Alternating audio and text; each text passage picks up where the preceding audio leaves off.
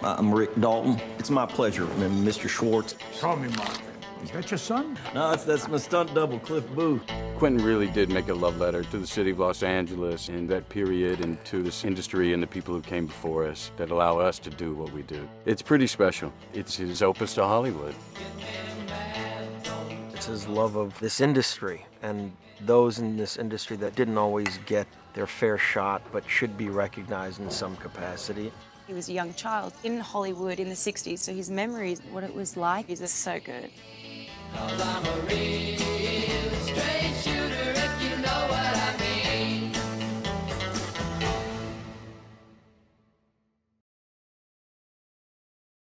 The beat goes on. KHJ Los Angeles. 3:31 in Los Angeles. This is...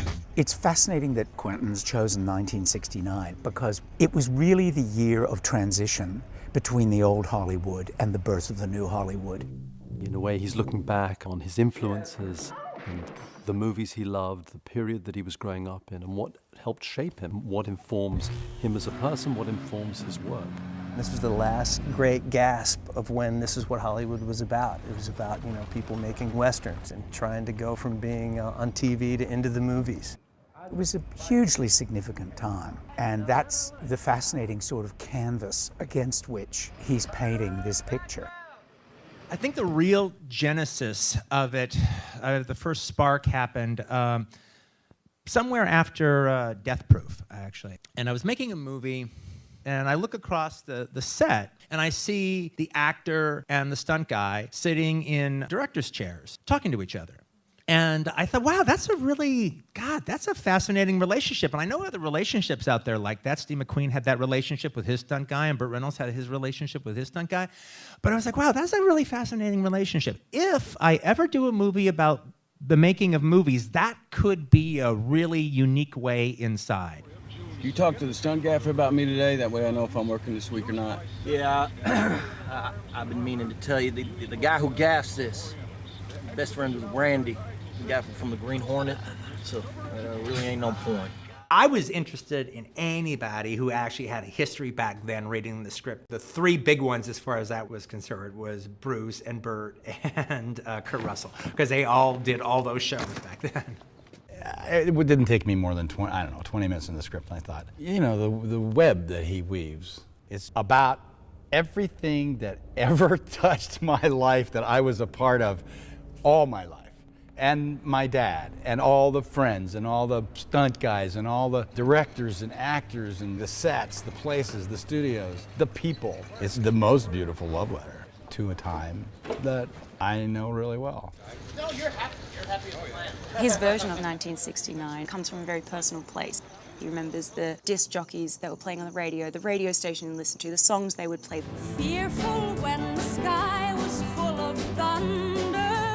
I started remembering the role that AM radio played in Los Angeles at that time, and I think it was all over, but it was especially Los Angeles. There was a radio town, and it was an industry town, and it was a music industry town, and the Boss Sounds is what they called the KHJ Boss Radio, kind of defined an era, and the KHJ radio itself was the disc jockeys, and even then the commercials were almost like a period narrator.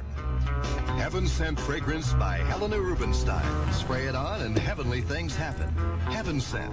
Splash in it, laugh in it, live in it, love in it. I love hearing about Quentin's backstory working as a young man in a video store, obsessively watching movies and television and being the sort of guru that people would go to learn about what films are unique, what films are worth watching. And there's so much detail of Hollywood history in this movie. And even if you don't understand it all, you know that there's an authentic love for it. He was so intent on recreating that time, and references that we'll never even get to truly appreciate and see, but he knows are there. I don't think I've ever felt so transported as I did on Quentin's set, because everything's practical. It's not just the foreground of props and setting and then the rest is going to be blue screen, green screen, we'll do it later. It's all 1969 around you. He's playing music from the 60s, and it was just, honestly, like I felt like I was there. It was incredible. To my right is Bounty Law Series lead and Jake Cahill himself, Rick Dalton. Quentin Tarantino writes characters unlike anybody else. And so there really was only one person who could play Rick, and that was Leonardo DiCaprio. Leo's a really giving actor and does stuff in this film he's never done before. It's pretty special. You know, Rick is a good-looking guy, came out to Hollywood, wanted to do Westerns because he knows he looks good in a cowboy outfit. He likes playing with guns. He likes riding horses. He knows he looks good on a horse. And now it's 1969, and the culture has changed. And guys like him, spent their whole careers running pocket combs through their pompadours. They're out on their ass. Rick Dalton is sort of holding on to the past, but then realized he's actually a Hollywood relic as the 60s come in and the sort of hippie wave and the long-haired androgynous types sort of start to dominate the industry. And a lot of what I worked with Quentin on was the sort of self-inflicted torture that I think Rick has within himself. And for me, it was trying to capture what kind of actor Rick was and what his potential ultimately was, because in a lot of ways, the script that he handed me was a man dealing with his own mortality. As soon as he has that Al Pacino sequence in the opening of the film, you understand that he's at a real turning point in his life. And, you know, maybe he never gave the proper effort or the proper focus on his career that he could have. Oh, that's an old trick pulled by the networks. That's going to have a psychological effect on how the audience perceives you. Right. Down goes you, down goes your career as a leading man. Or do you go to Rome and star in Westerns and win fights? Rick's at this place where he's guest starring on other people's television shows, and and he's constantly reminded of that. I just want you to know I'm the one who cast you, and I could not be more delighted that you're doing this. Well, thank you, Sam. I appreciate it. That's a good part. Yeah, it is. Have you met Jim Stacy, the series lead? Not yet. No. Well, you guys are going to be dynamite together. But he's playing a very hammy television villain role. And then you're watching him give this flawless performance of struggling to get that role right. I ain't gonna hurt her. I just want her to play the fiddle. Line, go fetch her and tell her what? Go fetch her and tell her I'll give her a fat $5 gold piece. Right. Go fetch her and tell her I'll give her a fat $5 gold piece. She play her little chili pepper heart out, right? Right. Got it. Leo had a whole thing at some point. It was like, look, I need to ruin it during the Lancer sequence. All right, and when I blow the scene, I need to have a real crisis of conscience about it, and I have to come back from that. Can we just go back, please? Can we just cut? No, really, just no, keep Sam, going. No, Say really, the line. please. Maybe he already has. Maybe he already has. All right. Woo! I'm outlaw, Rick. Come on now. I got it. Go back a bit, would you? So we did the Lancer scene without it, and then we did it with it, and that was so amazing, all right, that of course we're going to use it. But then it was like, well, now we need a little bit more than that. If we're going to really build up the, you're having your gunfight at the OK Corral, but it's with yourself as you walk back to the Lancer set. I was like, I think I described it exactly this way, and I think we shot it exactly this way. It was like, well, it's got to be like Travis Bickle when he's in his apartment by himself. Embarrass yourself like that in front of all those people. You're sitting there like a baboon. That sequence is a very interesting one, and it got you right into the psyche of what Rick was going through, and I think it became a very universal thing, not only for actors who've been in that position and have those voices of doubt within all of us, but you get to a real insight into his psyche there. And I think I'm really glad we got to do that sequence because it really bound those two moments together, and it became, like I said, our own little unique mini film within this great Hollywood epic. She's just fine, ain't you, Shorty? I'm fine, Scott. They haven't hurt you. Camera's ready, Mr. Dalton. Be right out. He's a remarkable actor whose performance grows slowly through rehearsal, and then every take it has just a slightly different color because no two takes are the same. And cut! That was the best acting I've ever seen in my whole life. Thank you.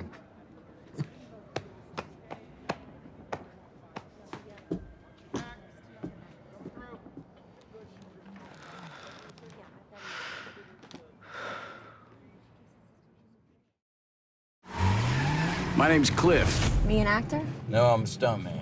You're a stuntman. That's way better. Brad is extremely talented as an actor, and being able to create these characters together was a real joy. Brad was playing a great take on this guy because I knew them, seen them, lived with them, and I just was knocked out by what he did. Our characters are based on an actor-stuntman relationship, which was much more prevalent at that time. Quentin and I talked about Steve McQueen and Bud Eakins, who were a strong team with The Great Escape, and Burt Reynolds and Hal Needham. There was just a tighter bond between the two where they just really relied on each other. All right, 7:15 a.m. 7:15. Out the door. Out the door. In the car. All right, see you then. Besides being his stuntman, Cliff is my psychiatrist. He's also my bodyguard. He's also my best friend. He's somebody that I rely on for absolutely everything. I love their relationship. You can come in and watch my FBI? Well, I just figured we would. I got a six-pack in the back. Thought we'd order a pizza. All right. Really, the most challenging times are the down times. And Cliff's that guy who just doesn't sweat the small stuff. So to have, you know, that friend that's got your back is everything. It was pretty automatic for Leo and I, just having relied on friends like this that we've had for so many decades. If you don't need me for anything else, I'll pick you up a wrap. I don't need you. Not today. Go home, fix my antenna, do whatever. See you at wrap.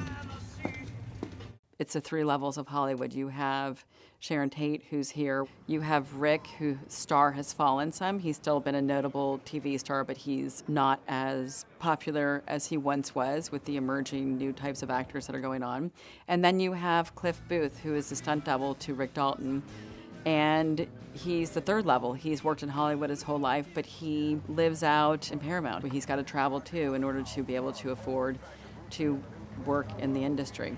Cliff is a character who really knows who he is. There's a confidence, there's sort of an assuredness, this I am who I am. And Brad plays it with real aplomb. I'm Sharon Tate. I'm in the movie. You're in this? That's me.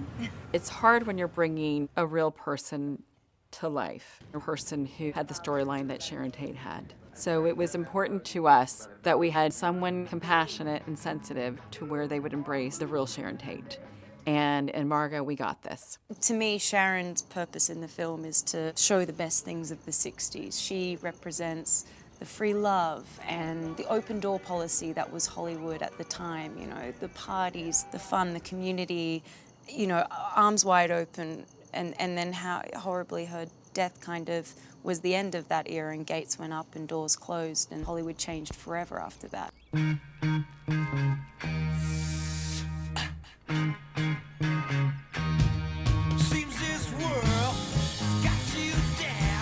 She has a few of the qualities that Sharon has. She's very disarmingly beautiful, but also she has that special kind of both presence and personality, of just sweetness and enthusiasm.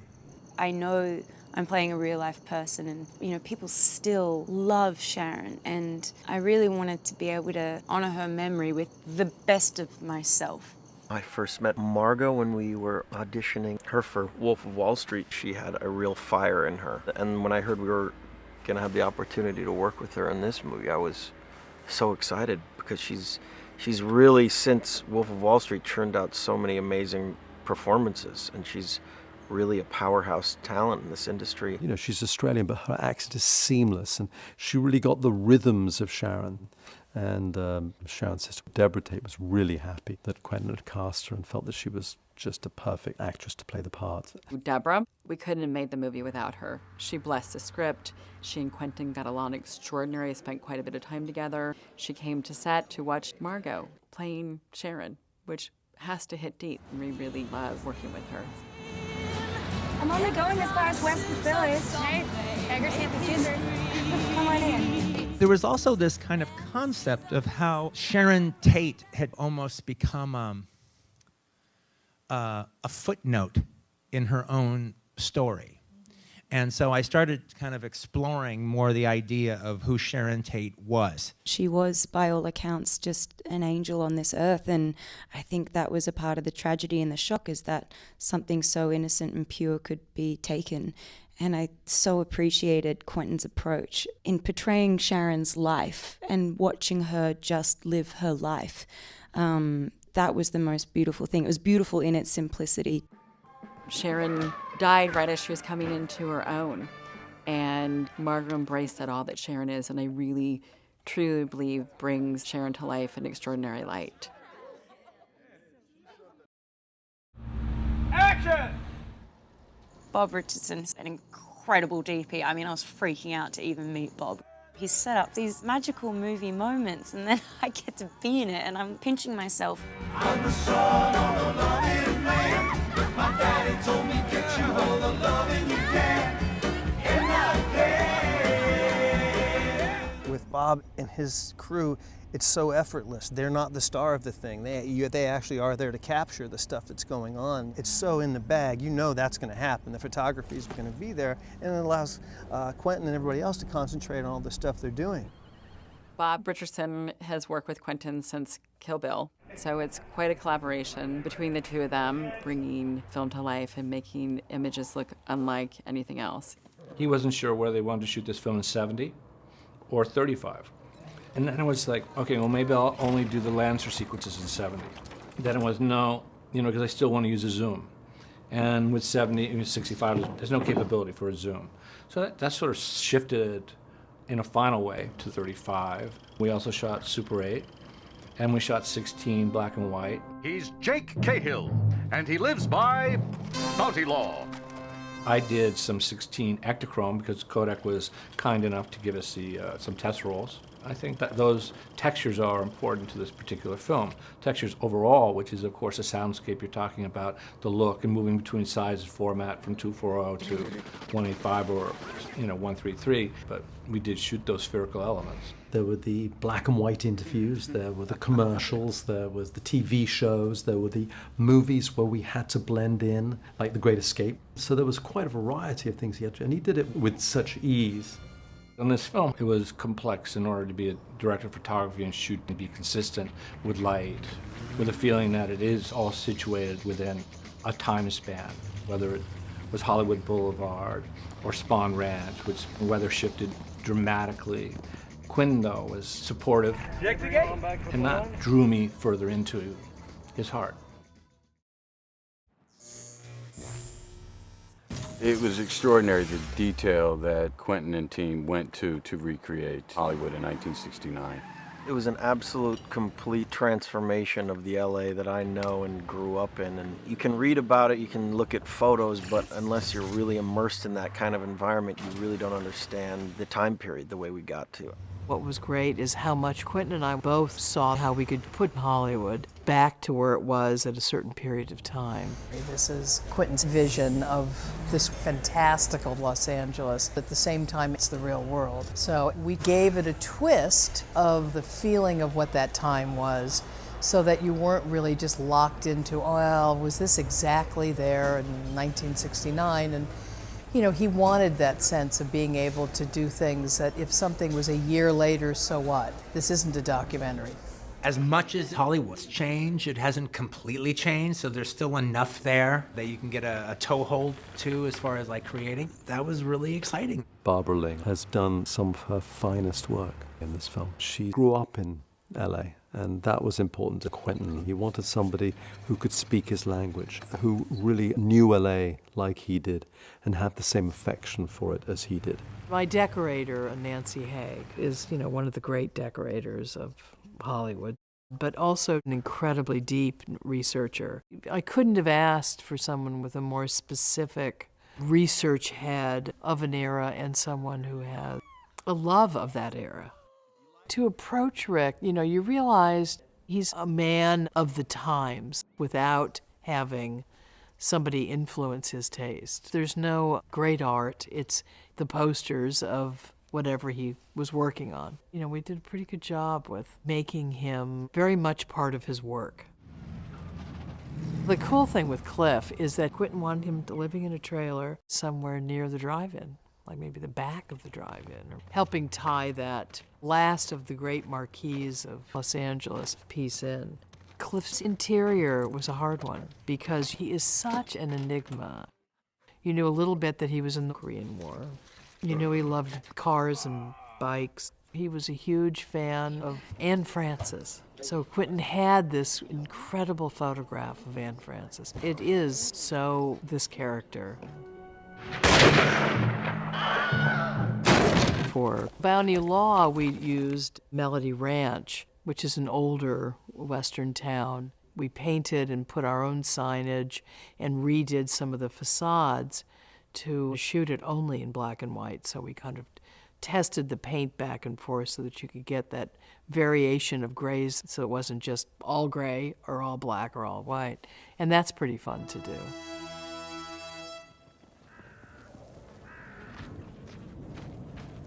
Our version of Spawn Ranch. Come on. All the buildings that our art department had built looked really lived in. There were the broken down cars, there were the horses. It was really dirty and grungy, and then the environment felt so authentic. Barbara Ling did a magnificent set. I mean, she really made the Spawn Ranch come alive. And then the environment was like right on the money.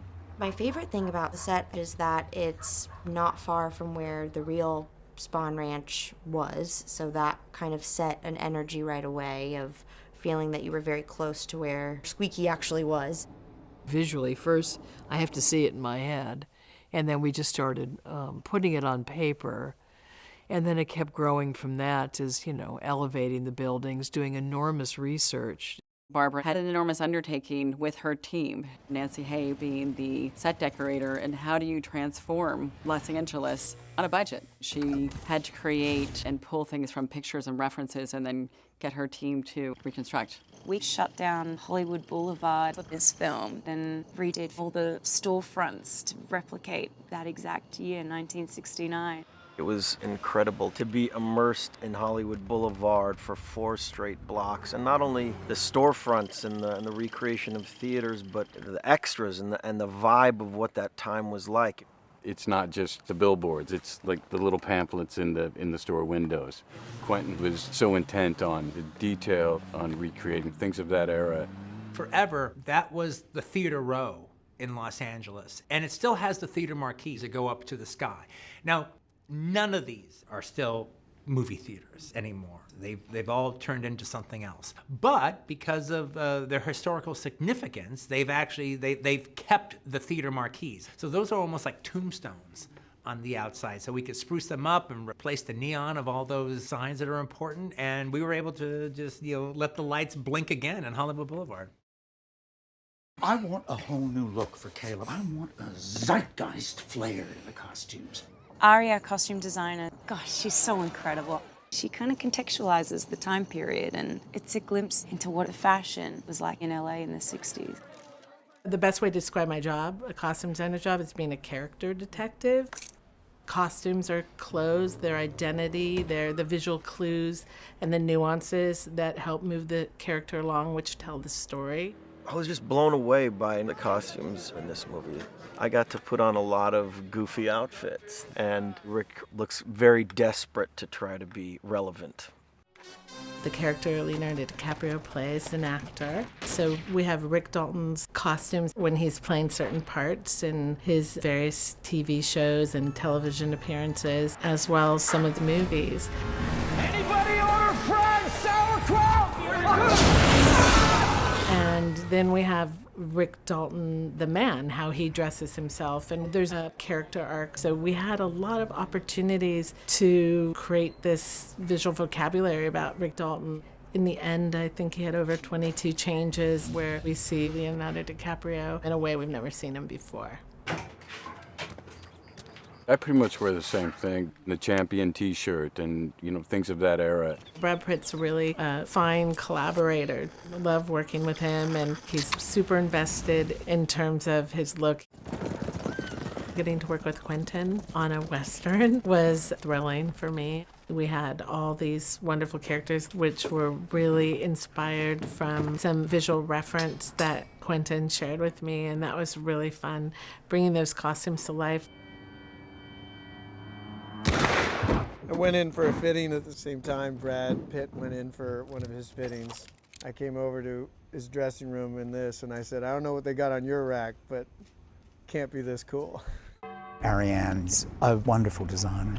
Everything being a movie within a movie, first you've got the costumes within the Western, and then you've got the street clothes for what people are wearing in life in LA in 1969. So it's like designing for two movies. With all the different Manson family members, Ari did a great job in giving them all their own look. They pulled vintage pieces that would have been worn back then. Some were in jeans, some were in shorts. You know, being able to costume Spawn Ranch and then walking on the set, it was uncanny. It was just like being in the photos, just incredible. Ari works from a place of a sort of combination of the character and also a very strong, iconic image. You know, we did a lot of research and looked at what the real people wore and kind of created our own looks. From Steve McQueen to George Spahn to famous hairstylist Jay Sebring and Mama Cass. I mean, we just have these opportunities. These are cultural icons almost in terms of like our pop culture language. Hey, can I get a picture? Oh, sure. I always say a costume is a costume until a brilliant actor puts it on and brings it to life. It was a dream for me working with Margot, and we really wanted to be respectful to creating this portrait of a real person. Sharon's still a fashion icon. She had such an incredible style. We've had a couple of moments in the film where we've got to replicate something that Sharon wore. For example, the snakeskin trench coat is something that Quentin told me about from the very beginning. He's like, I've got it in my head. This trench coat she wore at the premiere of Rosemary's Baby. This is for you, too. Recreating some of these iconic Sharon moments has been so inspiring, and I'm happy that we get to tell her story. I think it's his most personal film. It is one of the most remarkable films Quentin's made. It is his magnum opus. I've been really lucky in my life to have had that opportunity to do it with some pretty great people and some pretty great directors. And when you get in Quentin's sandbox, it's, you know, Katie bar the door. Every second you're on set, you're transported to like another time and another world, and making movies is so fun. Working on a Quentin movie is like coming home. Many of us have worked together for many years, so it's like old family time. Everything that he's learned and all of his tricks and his ability to put yourself in a time period but also create a very Tarantino-esque fairy tale within that narrative, he's done now for Hollywood. It's everything that he loves, and it's surprisingly good-hearted, but not when you know him, because that's Quentin. That's a cut. Back to one. Why? Because we love making movies!